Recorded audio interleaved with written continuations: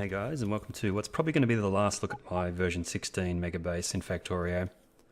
I've been doing a little bit of cleanup work off camera, so I thought I'd actually start doing a little bit of recording here and just have a tour of the factory and show some of the changes that I've made, and perhaps talk about the original plans that I had for this factory and what we actually ended up doing.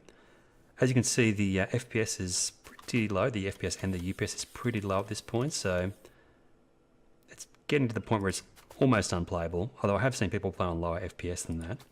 But in terms of amount of signs we're producing, you can actually see, switch over to the 10-minute view there, a little bit of a dip at the moment, so we'll probably work on that as well, try and get that stabilized. But I've been going through and doing some outposting, getting the resources up to a level to actually maintain a fairly high level of signs.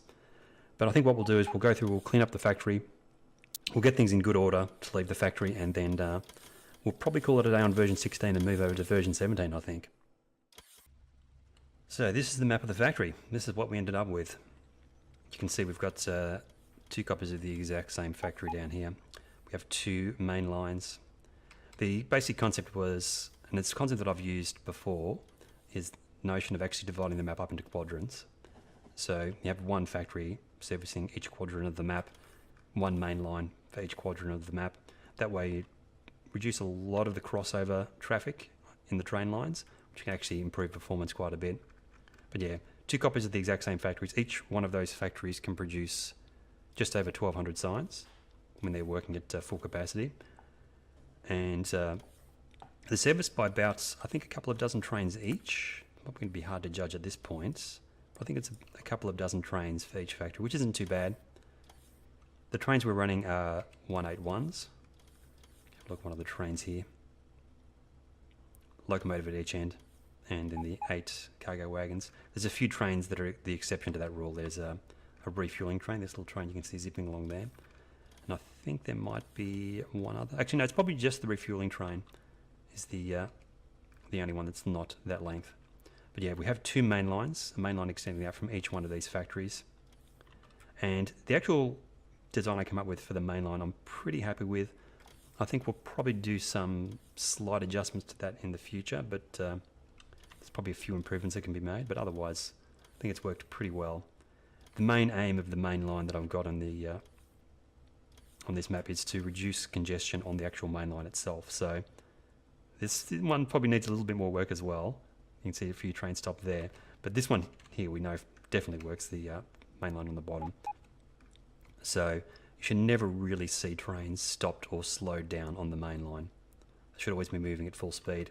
The way we achieve that is by basically storing incoming trains in stackers and then waiting for a space in the main line before we send the train from the stackers out into the main line, which seems to work pretty well. This one here, I think I just need to adjust the signaling, because the way it works is, if you have a look at one of these stackers, there's actually combinators to control the signal status of this signal, which locks down the stacker, and it's detecting to see if any of these signals back here, we can actually see the range it's detecting from this signal to this signal here.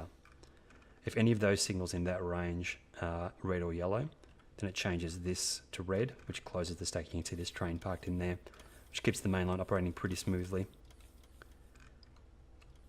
The outposting, I've done a little bit of cleanup off camera of the outposts as well.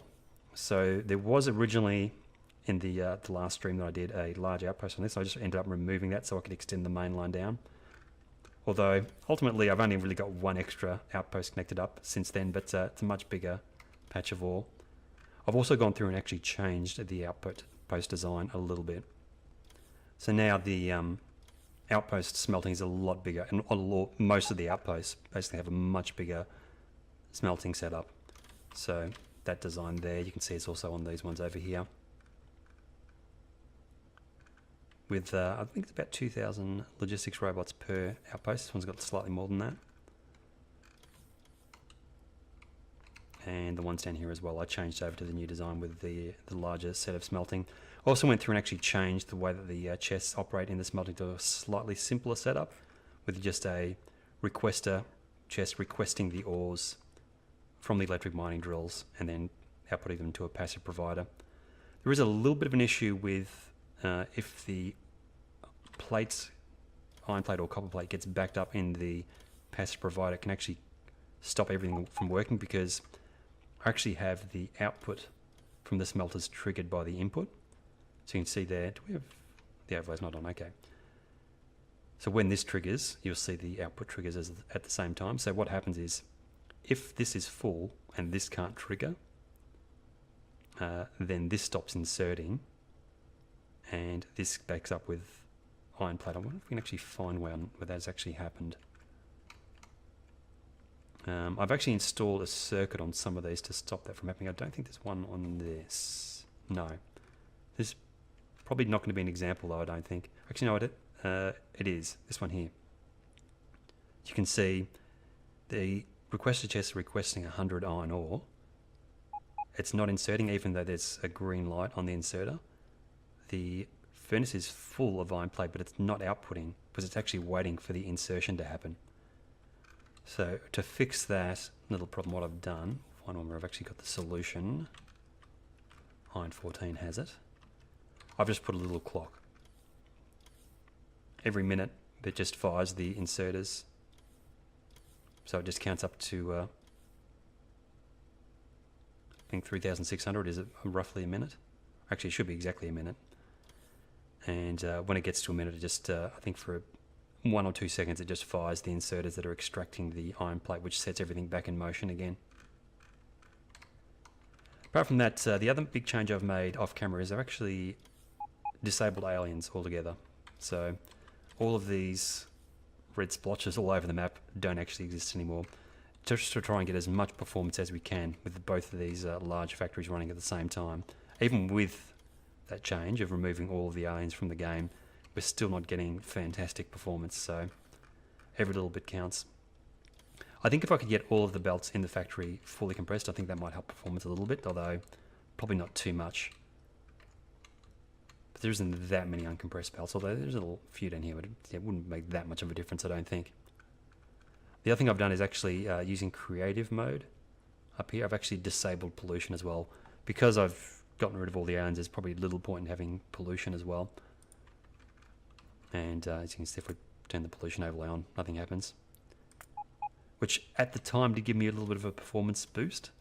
Because what I was doing after my last stream was basically going through and installing a whole bunch of artillery outposts, which we can still see one down here. The artillery outposts. And I was clearing out a lot more of the map just manually, just using the manual remote, artillery targeting remote, just to clear out large areas of the map, like up here, for example. But that was actually having a massive effect on performance. We're getting down to about 20 FPS when I was doing that. So I thought to get the performance of the factory up to the maximum level, what we'll do is actually just get rid of the aliens, get rid of the pollution, and then see if we can get the factory performance stabilized at 2,400, which we have been here and there. Dips every now and then. So we'll do a little bit more work off camera here and do a little bit more cleanup on the base. So what I think I'm going to do, this is the train I've been using to actually transport trash back into the factory. I'm going to go around and actually remove some of the defences that I actually had installed originally to actually defend against the aliens. So artillery outposts we're going to remove. There's a few locations where I've got laser turrets set up as well to protect outposts. We'll remove all those. There's also, I did end up getting some attacks in the factory itself. You can see here I've got some laser turrets set up down there, and also we'll go around and we'll remove roboports from the factory, because when I was getting attacked in here, this is actually off stream. I actually quickly set up a chain of roboports to get the repairs happening down there, so we'll remove all that as well. I only want to have roboports where the science is happening, so, and also on the outpost, that's pretty unavoidable. Yeah, we'll go through and remove all those defenses since they're no longer needed. I don't think it'll improve performance at all, but it'll just make the map look a little bit cleaner.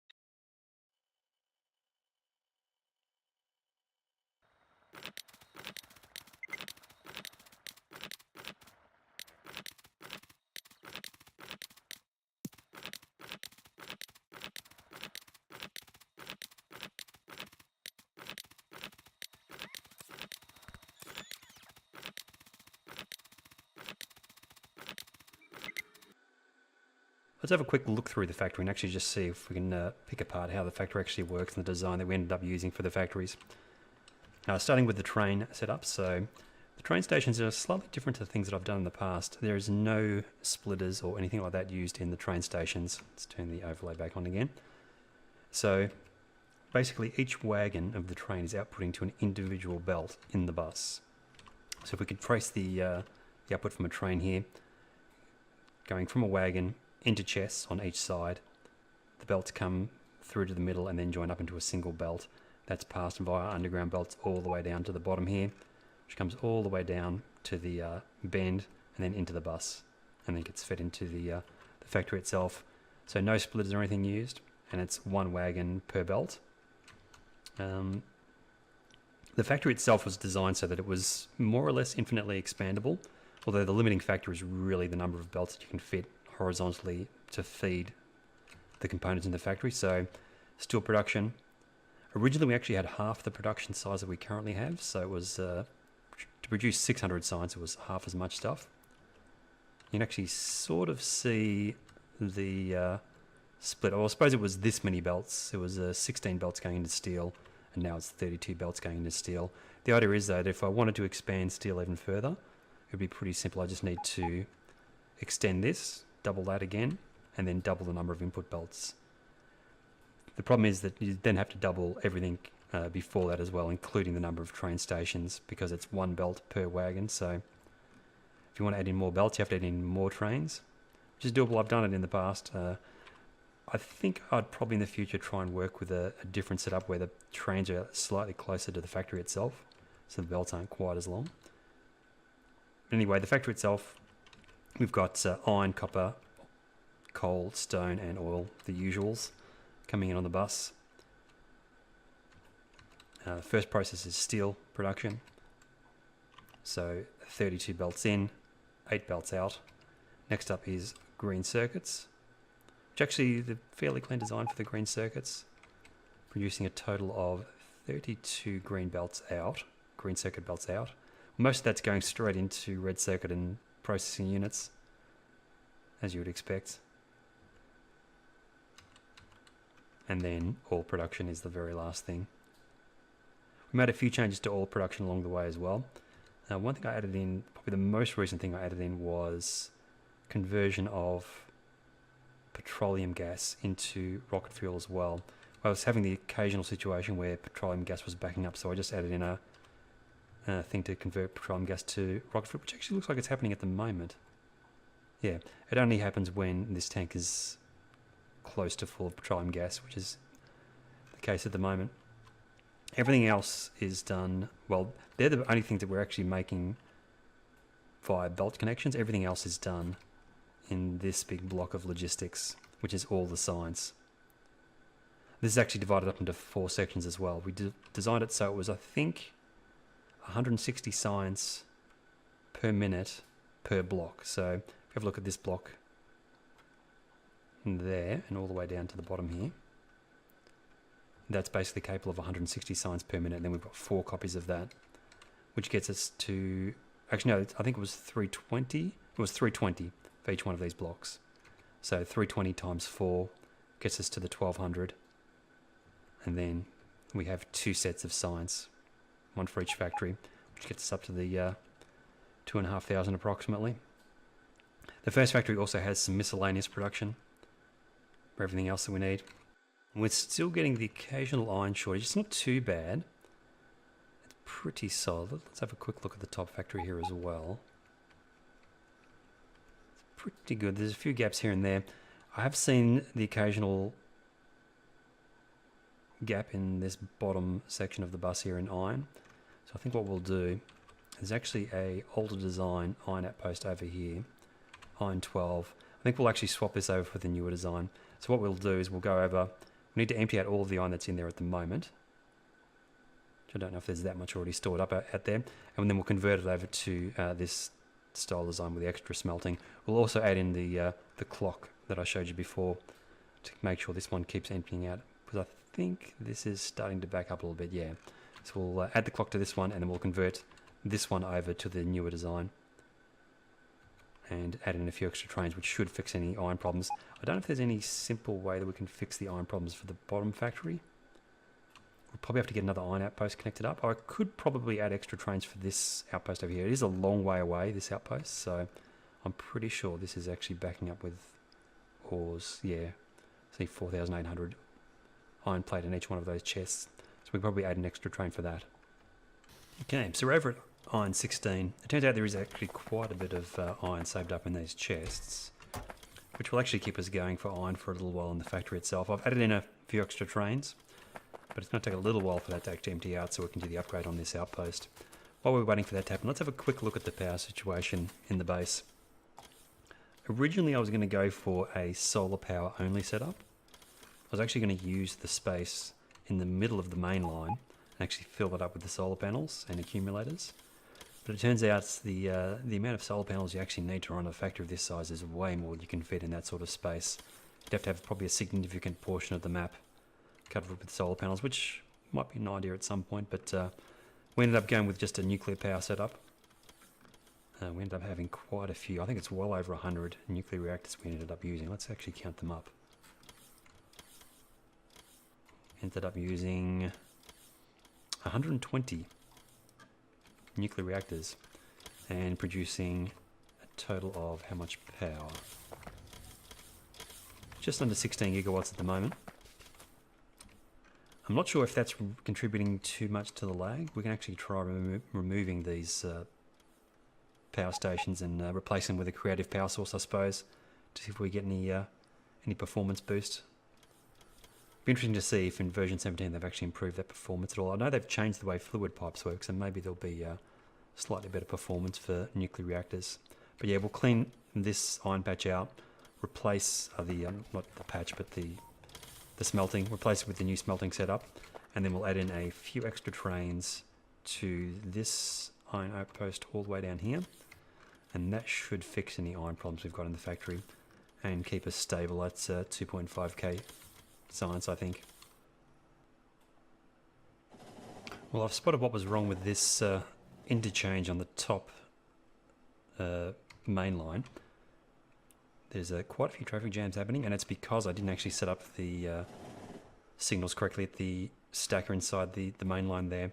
So you can see that for the stacker that's actually feeding trains in from the outposts, you have this circuit here, which is detecting the status of all these signals along here and then closing this signal based on that conditions. So this is fine, but there is no equivalent for this stacker here. So we just need to copy this and put that down here. I think that's all we need to do.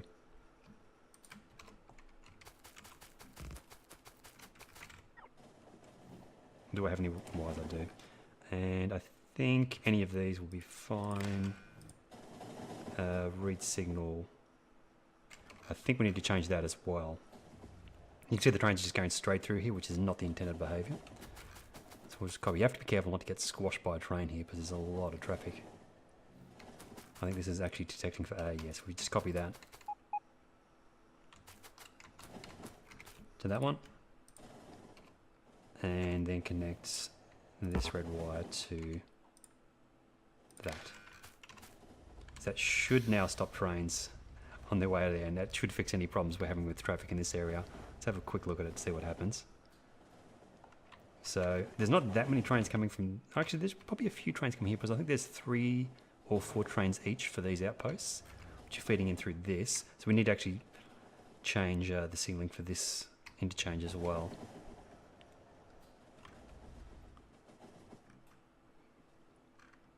Yeah, this is currently red because this whole thing is backed up, but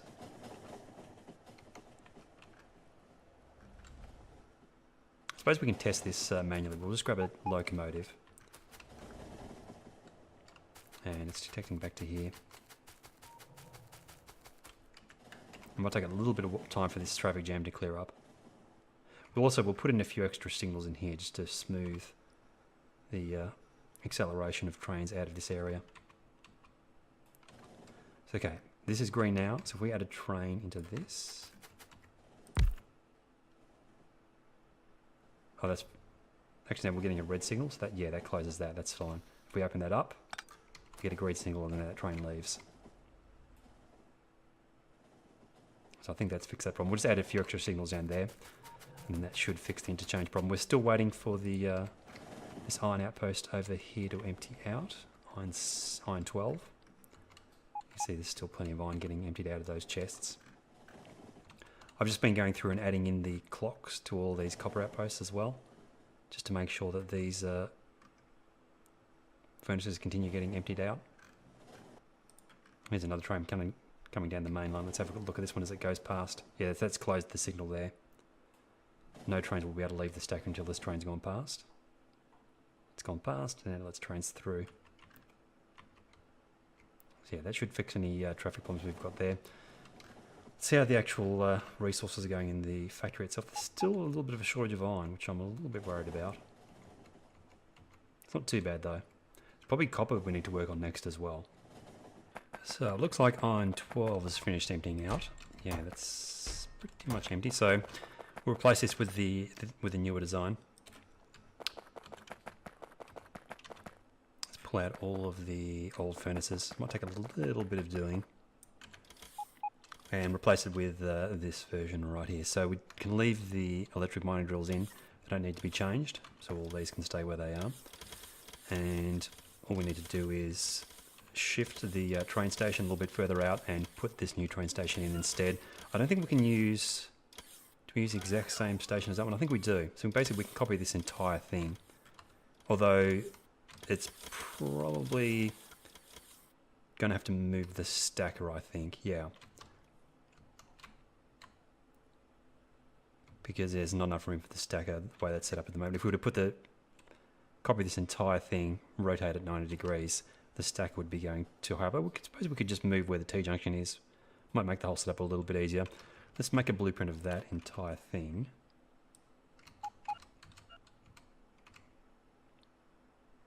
Let's have a quick look how that fits in here. Yeah, I think that'll work fine. So right to there. It's probably a few of those electric mine drills we can pull out as well. Put it right in there like that. Almost finished pulling out the old one. Actually, we've still got some iron trains coming in here. We'll probably just have to let them back up on the track for a little while, I think. What we'll do, we'll move the builder train off this. Make room for the... Actually, they need to be moved well out of the way, the builder train, because there's going to be a lot of stuff built in here as well. But what I do, as I'm building these outposts, because they're pretty big, this new version, what I do, I actually dump all of the materials from the builder train into chests and then let the local network actually build the outpost, which I'll show you in a minute once we've actually got the new rail line installed. But yeah, install the new rail line first, then dump the contents of the builder train into logistics chests and let the outpost build itself. But we'll get this the old train line cleared out, we'll install the new one, and then we'll start building the new outpost. Okay, so we've got a copy of that other outpost, but just the rail and roboports. And we'll use that to get that new train positioning set up. Got some cliffs in the way there as well. I actually have a mod installed, Cliff Deconstruct, I think it's called, which lets me use the construction robots to get rid of cliffs, which is pretty nice. We removed some of the electric mining drills as well. So right in... Actually, there's more cliffs we need to get rid of. Right in there should be fine.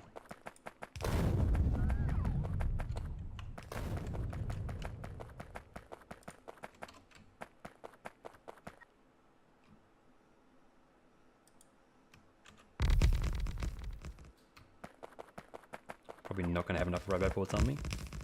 Actually, there might be roboports in the chest. Actually, when I was getting rid of the old outpost, we actually stored a bunch of stuff in some storage chests. So look, see if we can find some roboports.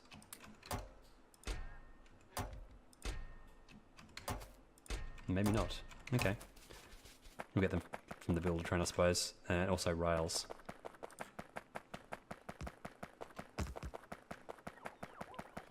Yeah, once we can get the builder train parked into that section of track, it'll actually be fairly quick to get this built. Oh, more cliffs in the way. But then we can just park the builder train in there, dump its contents into chests, and let the outpost build itself.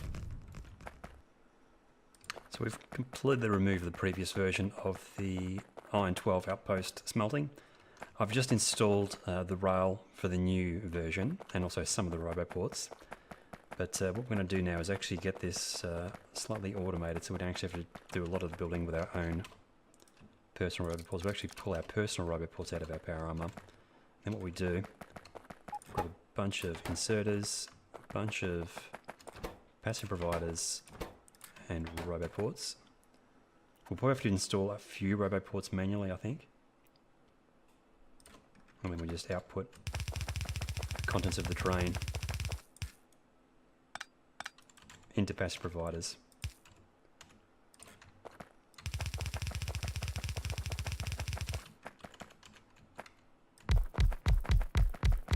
We'll dump a few construction robots in there as well.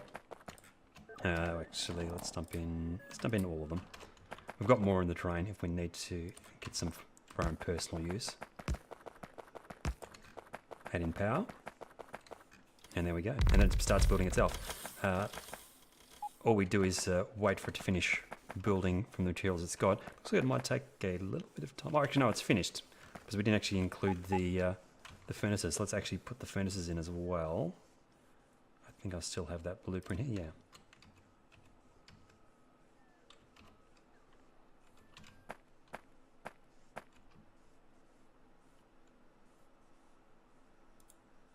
Right there. As 100 roboports activated at the same time. And to actually hurry this along, let's grab more construction robots.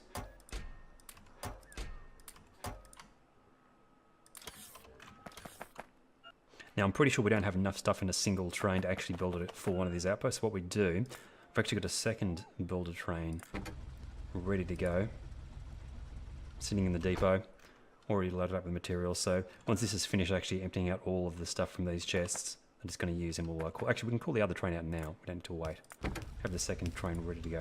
We also need to rename this station back to Iron 12, which should actually start calling those trains back out here again. No, not that. Iron 12. Random stuff in chests, interesting. Right, there must have been stone on the ground next to those inserters when it was built. We don't need to worry about building the mining. Probably just need to go through and put some radars in as well. I don't know if there's radars. Let's dump a few radars into one of these chests. See if they get placed as well. I'm not sure if I included radars in the original blueprint. I also just noticed that also we need to get some landfill there and fill in that little corner there.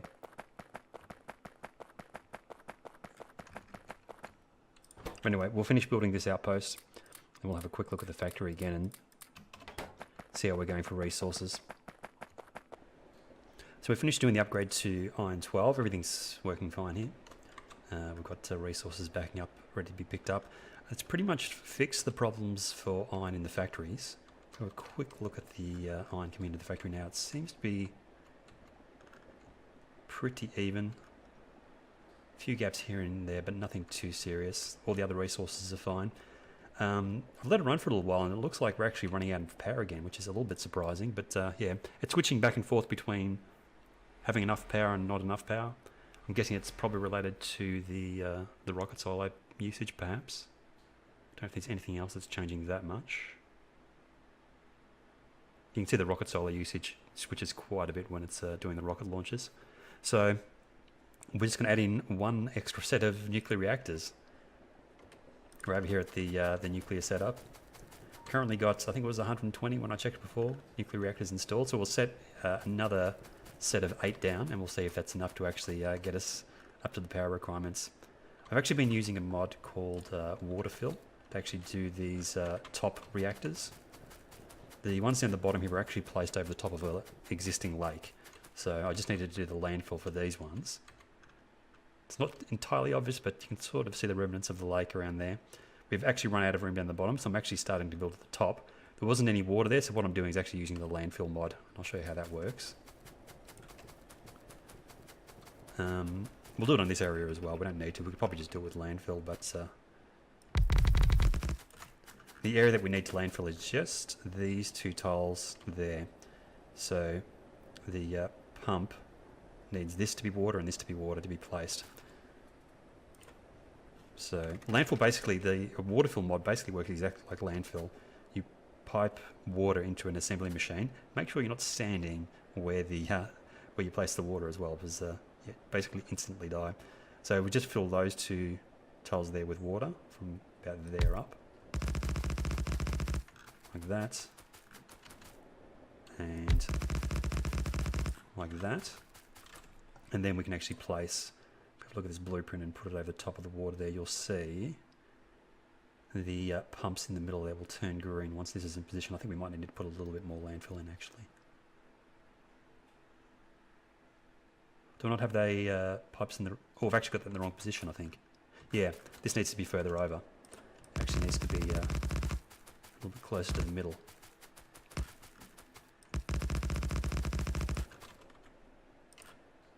Needs to be where the pump is. Got a little bit higher this time as well.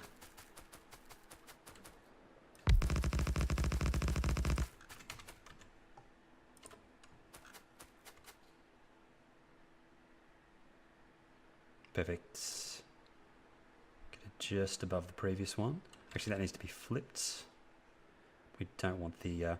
there's actually a connection in this design for the reactors. Actually, this part here has been, I've actually deliberately offset that so these don't connect up to each other.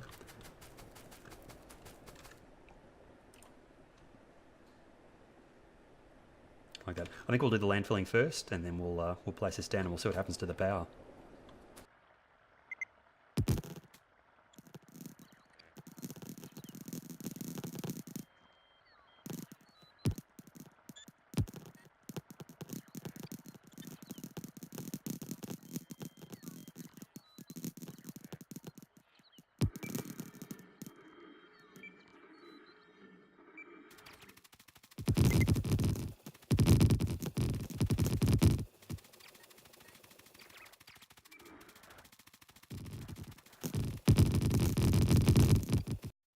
Okay, everything's installed. Now we just need to wait to see these reactors heat up. Actually, we need to put the chests in as well to actually request the fuel cells. And then we just have to wait for the fuel cells to arrive and for the reactors to heat up. Probably take a few minutes. We'll let the factory run for a little while with the extra power connected. You see it's still a little bit less than what we need. So I think each reactor is about 1.2 gigawatts, each set of reactors, which should be enough to get us all the power that we need. There's a chance that once we've actually got that extra power coming in, we'll actually start running out of resources, because we'll probably be consuming a little bit more than we were before. But we'll let it run for 5-10 minutes and we'll see what happens.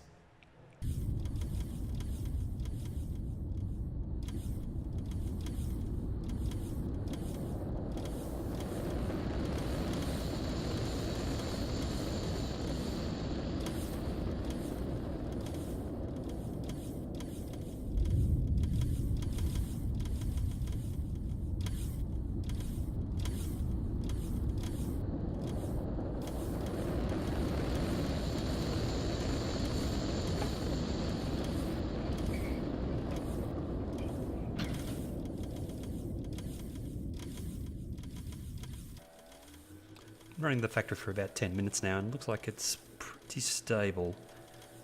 Science is up at the 2.5k a minute, and no fluctuations really, just a little bit here and there. But yeah, pretty stable over 10 minutes, which I'm happy with. I think that's pretty much where we'll leave the factory, to be honest. The only thing we could do is probably clean up the design a little bit and try and improve performance, but I don't know how much extra performance we'd get. I think probably one of the areas we could look at is probably changing the power over to solar power, but we might save that for a future factory. As you can see, the production and the use of science is pretty stable. Let's get another rocket launch. The power consumption is just meeting production. You can see the production there is pretty much close to the level that we were maxing out at before. Just a little bit of extra power that we needed. But yeah, I think we'll leave it there for this factory. It's been an interesting playthrough, this map. I think I've learned a lot of concepts that I'll carry over to my future playthroughs. There's a few things that I'll probably adjust for future playthroughs, like the way that I did the belts in the factory. I think is probably not the most efficient way to do it. I think it's better to have the trains offloading as close as possible to the factory itself instead of belting things long distance. Although I don't think there's much of a performance hit for using belts in this version of the game. The way that I set up the main line, I'm pretty happy with the way that works. There's a few tweaks here and there that we can make with the main line on this factory to actually improve performance even further. But overall, it's been pretty good train performance. But yeah, I'm going to leave it there for now. Next time I play, I'll be on to version 17, which will be interesting because we have to learn a few new recipes and some of the mechanics in the game have changed and the interface has changed a bit as well. But thanks for watching, and I'll see you guys next time.